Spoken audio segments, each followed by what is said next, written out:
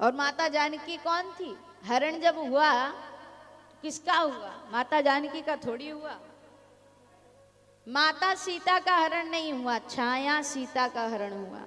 क्योंकि अब जब शूर्पणखा के नाक कान कट गए, जब एक बार युद्ध के लिए सेना आ गई, राम जी ने आकर के माता जानकी से कहा क्या?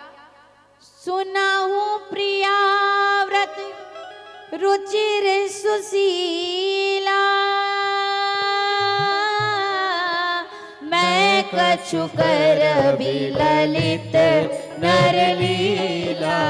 राम सिया राम सिया राम जय जय राम, राम सिया राम जय जय राम। और इसलिए तुम क्या करो, तुम पावक महु कराहू निवासा,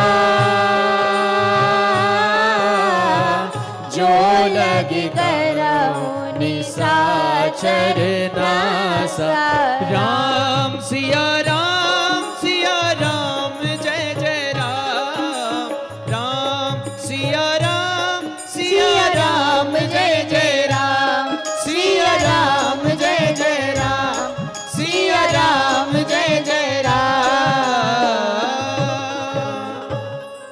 और इसलिए तुम क्या करो, माता जानकी से कहा कि देखो देवी, अब मैं जिसलिए मेरा अवतार हुआ है वो कार्य करने वाला हूं, मैं नरलीला कर रहा हूं।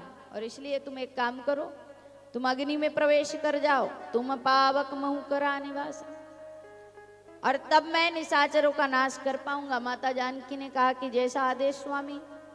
ठीक है, माता जानकी अग्नि में प्रवेश कर गई और अग्नि से छाया उत्पन्न हुई, छाया की सीता। और ये रहस्य को कौन नहीं जान पाया?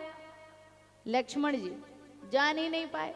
लक्ष्मण जी गए थे लकड़ियां लेने, फल इत्यादि लेने, उतने में ये लीला हो गई। जब लौट करके आए छाया की सीता मिली, लेकिन जान नहीं पाए कि ये सीता माता नहीं, छाया सीता है। और इधर रावण के मन में आया कि अब क्या करें, सीता का हरण करना है। तो पहुंचा मारीच के पास, मारीच से कहा कि एक काम करो, तुम बन जाओ कपटी मृग, तुम जाकर के लीला करो, उतनी देर में मैं जाकर के और सीता का हरण कर लूंगा। मारीच ने कहा कि नहीं, ऐसा मत करो, जिनका अपराध करने तुम जा रहे हो वो कोई साधारण मानव नहीं है, वो परमात्मा है। बिना फर का बाण मारा तो मैं लंका में आकर के गिरा 7 समुद्र के पार, और महाराज तुम उनका अपराध करने जा रहे हो, ऐसा मत करो। रावण का मेरी बात मान ले, नहीं तो तुझे अभी मार दूंगा। मारीच ने विचार किया, रावण के हाथ मारा गया तो केवल मरूंगा, लेकिन राम के हाथ मारा गया तो मरने के साथ साथ तरूंगा, इसलिए चला जाता हूं। रावण ने कहा ठीक है, तुम एक काम करो, सोने का हिरण बन जाओ, सोने का मृग, स्वर्ण हिरण, और चले जाओ। अब ये मारीच जो था सोने का मृग बन करके, कपटी मृग बन करके सामने आ गए। जब भी किसी ने सोने के बारे में विचार किया है, स्वर्ण के विषय में, तब तब विपत्ति आई है उसके ऊपर। जैसे एक बार माता पार्वती, इनके मन में आया, एक सहेलियां आई इनकी, रा करके कहा सखियों ने कि अरे पार्वती, तू तो अभी भी हिमालय में रहती है, शमशान घाट में रहती है, तेरे पति ने तेरे लिए सोने का महल नहीं बनवाया क्या? जा करके कहने लगी प्रभु से, बाबा भोलेनाथ से, बाबा मेरा विवाह हुए कितने वर्ष हो गए, मेरे लिए महल क्यों नहीं बनवा देते?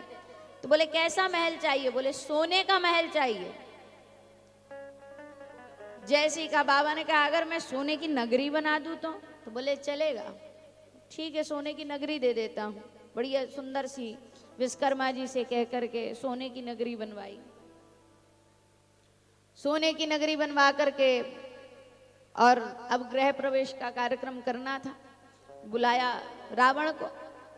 ब्राह्मण उस समय विद्वान कौन था? तो रावण को बुलाया, बोले आओ महाराज पूजन इत्यादि करा दो।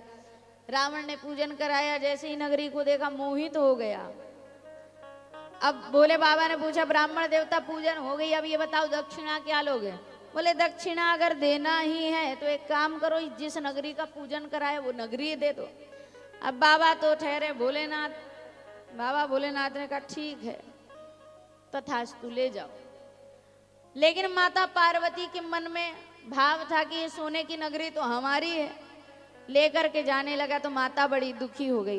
बाबा भोलेनाथ ने मन ही मन कहा रावण अभी तो ये नगरी ले जा ले, लेकिन जब मैं रुद्रावतार में आऊंगा हनुमान बन के तेरी इस लंका में मैं ही आग लगाऊंगा। माता पार्वती बोली बाबा आप बंदर बन के जाओगे तो पूछ हम बनेंगे, और जब पूछ में आग लगेगी तो आप तो बस सहायता करना, हम ही आग लगाएंगे। बाबा ने कहा ठीक है। तो जब भी सोने की चाहत करें तो गड़बड़ हो गई। आज माता जानकी बैठी हैं प्रभु श्री राम के साथ, ये मारीच सोने का मृग बन के आया, सामने से जा रहा है। माता जानकी ने कहा देखो प्रभु कितना सुंदर सोने का मृग है, उसकी सींग निकाल करके ले आओ। राम जी ने कहा कि देखो देवी हम वन में रहते हो, वन में मायावी राक्षस रहते हैं, तुम्हें ऐसे मोहित नहीं होना चाहिए। एक बार माता सती ने पति की बात नहीं मानी तब गड़बड़ हुई थी, और आज माता सीता को समझा रहे हैं प्रभु श्री राम कि आपको ऐसे मोहित नहीं होना चाहिए, आप ऐसे मोहित ना हो, वो मायावी है उसे जाने दें, समझाया प्रभु ने। लेकिन माता बोली कि प्रभु आप मेरे लिए इतनी सी बात नहीं मान सकते, मुझे चाहिए। राम जी ने कहा क्या करोगे उस सिंह का? बोले जब हम वापस लौटकर अयोध्या जाएंगे ना तो उसे घर में लगाएंगे। राम जी ने कहा कि देखो ऐसा मत करो, वो मायावी है उसे जाने दो। माता जान के हट करने लगी, जिद करने लगी। राम जी ने कहा ठीक है। राम जी बोले ठीक है मैं उस पशु को लेकर के आता हूं। अब वो तो छल करने आया था, वो तीव्र वहां से भागा, अदृश्य हो गया, दिखाई ही नहीं दिया। राम जी ढूंढने के लिए गए। जब जाने लगे तो लक्ष्मण से कहा लक्ष्मण मैं तुम्हारी भाभी को तुम्हारे भरोसे छोड़ करके जा रहा हूं, और जब तक मैं ना आऊं तुम इस स्थान से कहीं मत जाना। लक्ष्मण जी ने कहा ठीक है भैया। राम जी चले गए। इधर रावण आ गया, साधु का भेष बना करके छिप करके देखने लगा कि यहां से लक्ष्मण जी हटे तो जानकी का हरण करें। इधर राम जी भागे तो राम जी जा रहे हैं पीछे पीछे, और आगे आगे जा रहा है मारीच जो हिरण बन के आया था कपटी। देखना जब कोई पशु भागता है तो आगे की ओर देखता है, लेकिन इसको ज्ञात है कि अब मुझे किसी भी समय बाण लग सकता है, इसलिए राम जी की छवि मेरी आंखों से ओझल ना हो पाए, इसलिए भाग रहा आगे और देख रहा है पीछे, सर पीछे की ओर है। राम जी ने बाण चलाया, ये जब जाकर के इसको बाण लगा तो इसने मायावी आवाज निकाली लक्ष्मण मुझे बचाओ। जैसे ही आवाज आई माता जानकी ने सुनी, माता भयभीत हो गई। भैया लक्ष्मण से कहा कि जाओ भैया जाकर के देखो तुम्हारे भैया कोई कष्ट में। लक्ष्मण जी ने कहा कि क्यों चिंता करती हो माता श्री, आप चिंता मत करो, मेरे भाई बलवान है, उनको कोई नहीं मार सकता, आप व्यर्थ की चिंता ना करें। जब लक्ष्मण जी से कहा, लक्ष्मण जी नहीं गए तो माता जानकी ने अपशब्द कह दिया, मरम वचन। जब सीता बोला मरम वचन बोलने लगे। जब मरम वचन बोले तो लक्ष्मण जी को जाना पड़ा। लक्ष्मण जी कहे क्या साधु का भेष धारण करके लोगों को ये बताना चाहता हूँ कि जिस पर तुम आंख बंद करके विश्वास करते हो वो भी तुम्हारे साथ छल कपट कर सकते हैं, क्योंकि अब कलयुग आने वाला है। इसलिए साधु पर भी जानकर विश्वास करें, आंख बंद करके विश्वास ना करें, क्योंकि हर भगवा वस्त्र पहनने वाला साधु नहीं होता। कई ऐसे कपटी छली हैं जो भगवा वस्त्र पहन करके शराब पी करके पड़े रहते हैं। क्या वो साधु हैं? क्या वो संत हैं? बिल्कुल नहीं। ऐसे लोगों के कारण संत समाज बदनाम हो रहा है। इसलिए जब किसी पर विश्वास करें तो उसके चरित्र को, उसके स्वभाव को पहले जान लें, फिर विश्वास करें। महाराज तो फिर प्रश्न किया तो एक काम करते, राम जी का भेष धारण करके चले जाते।